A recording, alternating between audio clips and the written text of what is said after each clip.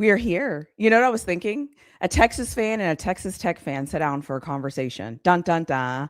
It's just like Texas coaching school this weekend. There were Sarkeesian and McGuire were next to each other, and Of no course. knives were involved. It was beautiful. No. Da, da, da. Yeah, I know. Anyways, well, welcome everybody back to my college football series. Well, this year I am talking to the teams that I believe are going to impact college football the most. Even if these teams win or lose, it's going to impact college football because it's going to be interesting if some of these teams lose when they're supposed to win. So obviously, we are talking about all things Texas Tech today, and I'm excited for this conversation because I feel like there's so many things happening right now with Tech. So I'm very interested to see like what you're thinking, how you're feeling before the season kicks off. So if this is your first episode, you've either missed a ton or you haven't missed a ton because I never know how I'm going to release them. So I always say that. But I will stop talking and I will let Ryan introduce himself. This is your second year back with me. So I Yeah. wasn't too terrible the first time. So that's amazing. But if you just want to See, introduce yourself, I was whatever just you want us glad. to know. I was just glad to get invited back. Doing media reminds me of dating back in the day. That Mm, I went on a lot of first dates. yeah. Second dates, not so much. So sometimes you do interviews and you're like, oh, they never called me back. I don't know what I did, but yeah, I'm Yeah. Was happy to that be here. bad? Yeah. No, And I'm we like that finally too. finally get to talk some football. And this is an interesting Texas Tech team. They are your odds-on favorite to win the Big 12. And I'll say this right now, back to your setup.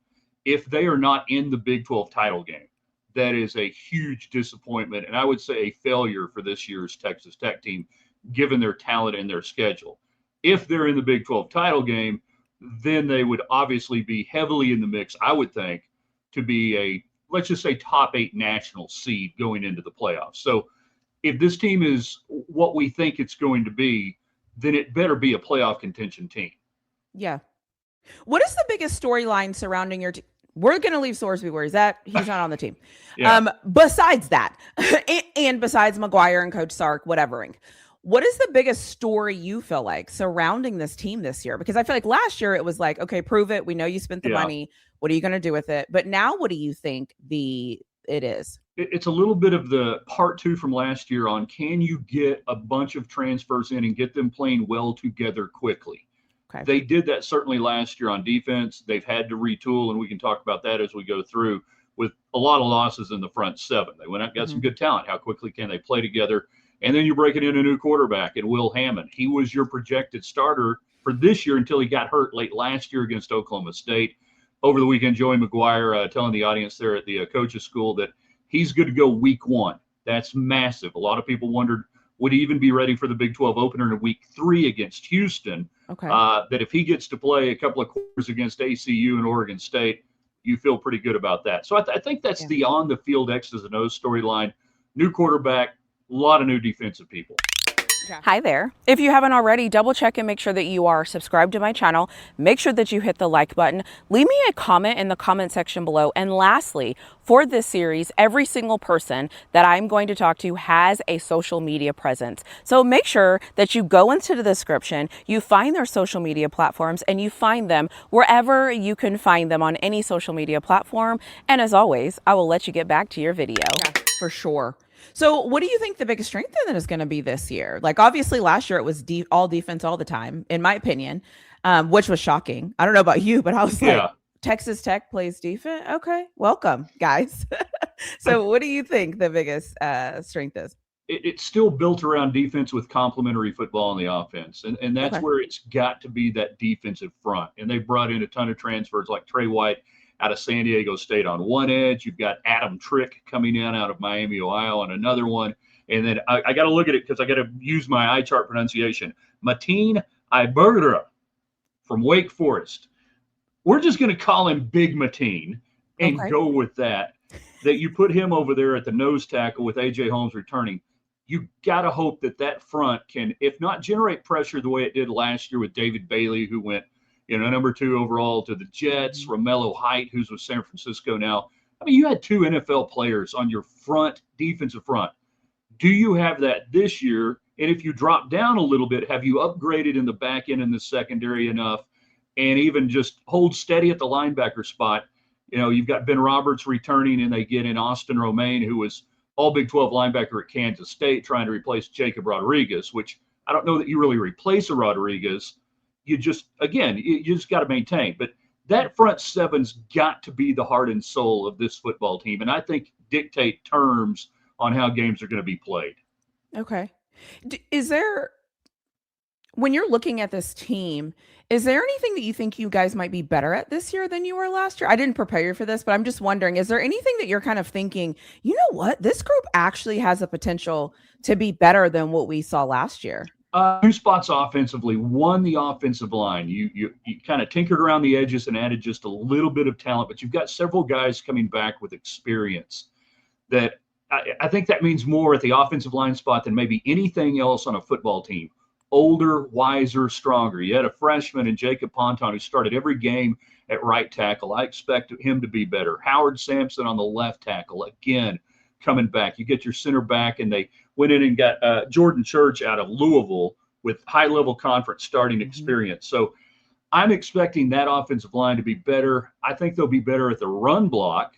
The pass protection, I think last year was pretty good. The run blocking at times, the running backs had to do it on their own. And then the other thing that may surprise people is the receiving core. They tried to upgrade significantly the ability to blow the top off the defense with some speed, with some size. Then you bring back Terrence Carter Jr., one of the top tight ends in college football, and the much talked about waiting to see what he'll do, former 5-star recruit Micah Hudson. Yeah. This guy, he can do everything. He just hadn't done it in a game yet. And I think you've got a quarterback in Will Hammond who can get him the football downfield and make a difference with him. So I think the biggest surprises might be a better offensive line and a receiving core that's deeper, faster. Okay. I love it. I love that. Is there anything that's concerning you or like a weakness or just something that you're looking at the team and you're kind of like, oh, I hope we can cover that one up? Yeah, I think last year one of those things was penalties. The team, particularly in the red zone, they had, and this doesn't sound a lot, but when you factor it in per games and in certain moments, they had 13 red zone penalties that backed them up from a 1st and goal situation to all of a sudden it's 1st and 15, 1st and 20. That was turning touchdowns into field goals, field goals into nothing. Their red zone, while the pure number looked okay statistically, when it mattered at times, that was something. They've got to clean up the pre-snap penalties on this team. The secondary still concerns me. That they brought in a couple of new players. They really like their free safety, Brendan Jordan and Peyton Morgan, who, if he's a safety, he's got to be a ball hawk safety, which I don't know what that means, but apparently it's good if you're a ball hawker.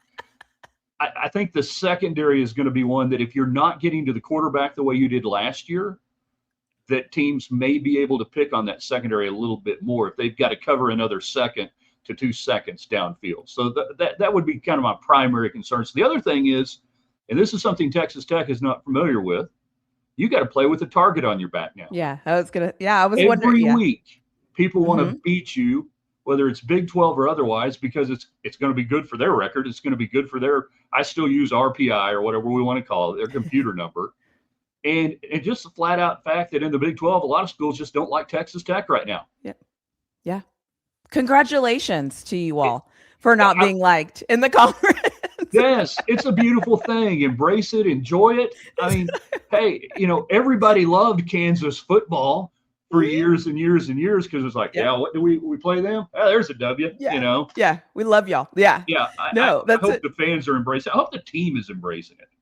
That's what I tell Texas fans, like right now, because I feel like, it's very clickbaity to use Texas for anything, whether you say Arch Manning or best team in college football. You can say whatever. It's going to trigger people. And Texas fans, I'm like, guys, enjoy this. Hello. Like, love on this. This is the moment. We are shining. You want to be in that conversation. Yes. You want to be the New York Yankees or the Dallas Cowboys or the fill-in-the-blank NBA team at a given moment, that you're at once polarizing because a lot of people are going to love you. And if a lot of people love you, a lot of people are going to hate you. Absolutely. And that's sports hate. That's not personal. That's sports hate. And that's what you want. If that's not happening, you don't really matter and you're not compelling.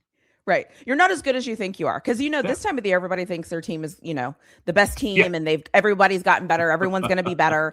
And so it's like some teams aren't even getting talked about. So like, let's wake up, people. So no, I love it. And shout out to Texas Tech. Like, I think playing with a chip on or playing with a bullseye on your back is a lot different than playing to prove people right. Now you're playing because everybody wants to literally beat you as bad as they possibly can. So best foot forward every week. So what is one thing people outside of the fan base misunderstands about Texas Tech that you're thinking like, we don't get enough credit for this, or we don't talk about this enough when it comes to who we are and what we really do? Yeah, I think it may go back to some of the transition that, not you and not this audience, but there's some people that still think it's the air raid offense, that it's the Mike Leach throw it 70 times a game. And that's really not what it is. It is now a defensive first, control, dictate tempo. And then what Joey McGuire likes to call it complementary offensive football, where you are having some extended drives, where you are a run, if not run first, a team that runs well enough that you must respect it. You must come up and bring those safeties up, and that you can use play action passes, you can use RPOs, and you can do that. But it's based off the ability to run the football. And I'm not saying Texas Tech doesn't still throw it around, but I think there's still that perception. And that may even go to some more of the Big 12, that the Big 12 has become a much more run-oriented defensive league over the last 7 or 8 years than it certainly was in the wild offensive heyday of like 2008 to 2018, just random assignation of dates right there. So I think maybe it's the outsiders looking in that will be surprised. Wow, Texas Tech really runs the football a lot. They got 3 really good running backs. Yeah. Very valid. It's funny how football just changes, transitions, moves, and ebbs and flows, and then who keeps up, and then who's still playing old school the way it used to be. So that is actually a really good point, because that was something I noticed about Texas Tech this year. I was like, wait a minute, this looks different, and it feels different, and it feels slower. And I like slower because I feel like you can control slower better than you can. Like, we have to hit the targets because we have to score the points. So okay, that's a really good call out. Do you have a bold prediction for this team this year? Besides, like, we're going to win the Natty, is there anything that you're thinking in your mind that you're like, because I think that's kind of everybody's bold thing right now, because it's like everybody can say it. But is there anything that you're looking at this team and you're like, you know what, we are going to whatever that thing is? Yeah, I don't think it's too bold right now to say that Tech will probably exceed the win expectation out there in Vegas of 10 and a half games. So I really think 11 is. With the schedule and everything else, 11 is very doable. But how about this? I do believe that at some point in late December, early January, Texas Tech will be on a football field against either Texas or Texas A&M.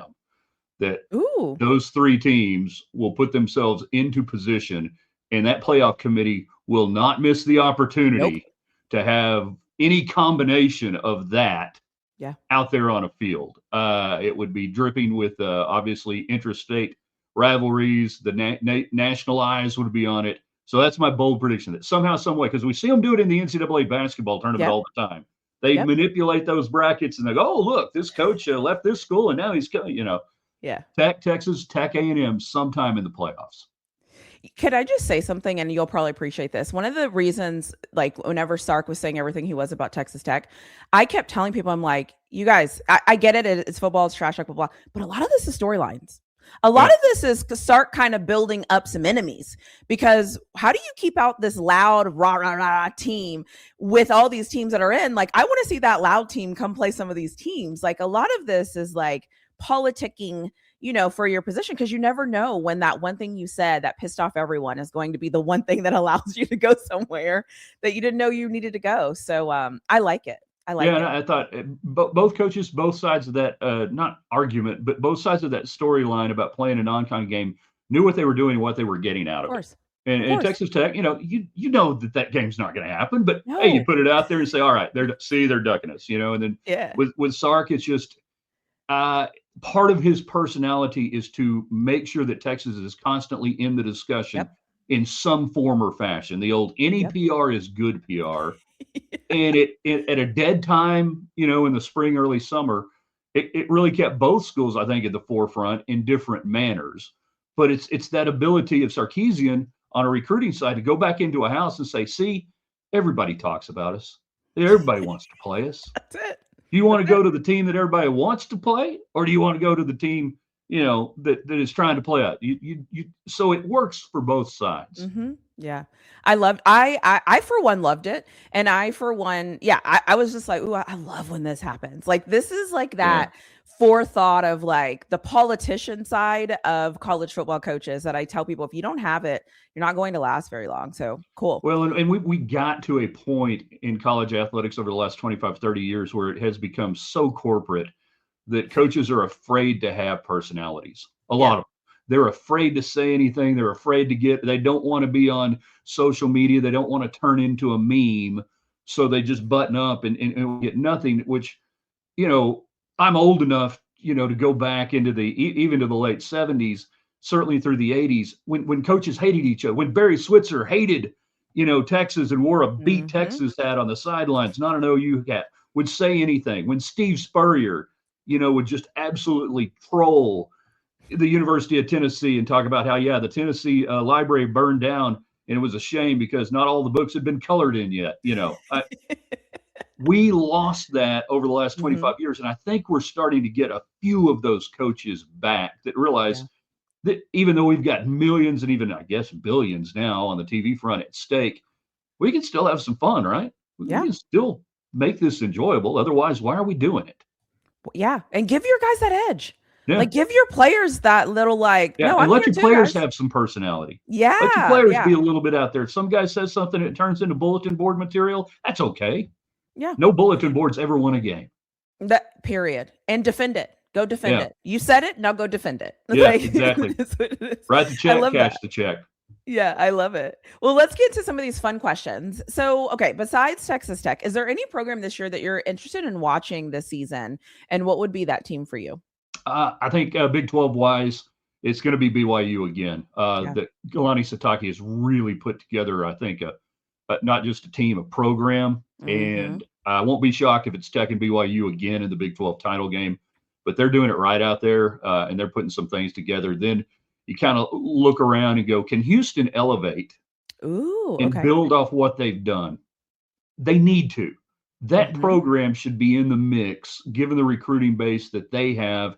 And now with their big donor, Nelson Fertitta. Did I get that right? I think Mm-hmm. I got it right. I don't know if it's I know the Fertitta brothers But is yeah, usually what that they're getting that money in that maybe they had been afraid to expend on a program before that they just didn't think it would matter that much. yeah. So I'm really intrigued to see that. And then we'll keep it in state, in TCU with Hoover going to Indiana.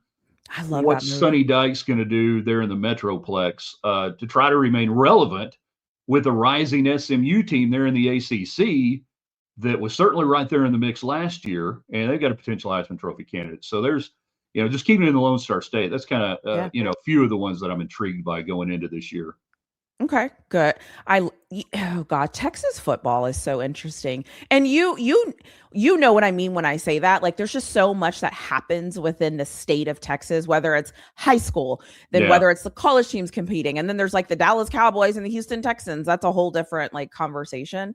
So it's just always a battle, I feel like, with some of these schools trying to find who's the hierarchy. I mean, I Yeah. think we all think we know who the hierarchy is most times, but then other times it's kind of like, I don't know. The SMU TCU one is a really, really good one that I feel like a lot of people don't really talk about enough. So, Yeah. and then you have the Baylor with Lagway now going to Baylor. So that's interesting too. And all of a sudden, Dave Aranda could be coaching for his job Right. after just that huge hot start there in Waco after Matt Rule leaves. Mhm. That's turned a little bit. Yeah, DJ Lagway is going to be the story for the Bears, and they had a pretty good quarterback last year in Sawyer Robinson, who ends up now with the Las Vegas Raiders. I think is that? Yeah, I think that's right. I think he ended up with the Las Vegas Raiders in the quarterback room there with your Heisman Trophy winner. And Cousins. Yeah. Okay. So all right.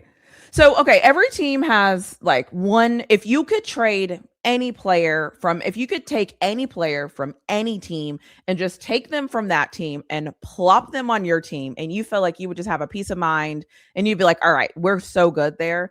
What one player would you still and plop on this Texas Tech team?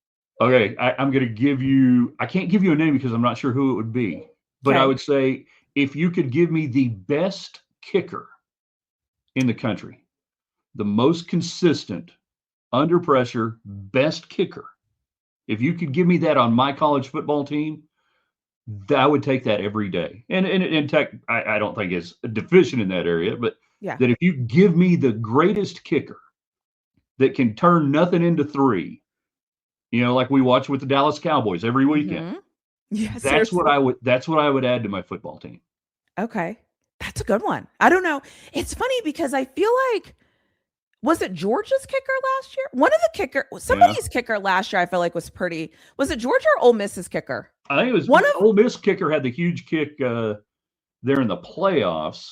Okay. One of them, I think on those two teams was like pretty automatic. I know the kickoff guy from Georgia was like one of the best ones, but I thought they had, because I just remember evaluating those teams and I was like, the one thing we don't talk about, and it was the kicker. I think it was either Georgia or Ole Miss last year, but I don't know if he's back this year. Lucas Camarillo. Sorry, I had to look it up here. From where? And then the returning Lou Groza guy, I believe, is Oklahoma's Tate Sandell. So there's some kickers, but just give me like kicker X. Me. Yeah, kicker X, who's great. Okay. So I don't have to ever worry about that because coaches lose sleep over kickers. Coaches hate liquored up kickers. Seriously. Yeah, me too. I'm stressed. I'm stressed. So I've been there, done that. I've had, anyways, let's just leave that where it's at. So, okay. What 3 words do you hope define the season this year? No winning, no championship, but what 3 words would you say? You can do 3 words. You can do a 3-word sentence, like whatever you choose. What 3 words would you say you hope define the season this year? I think if you can give these 3 words to it, I think that they'll probably have a good year. Consistent, disciplined, aggressive. Yeah. Aggressive.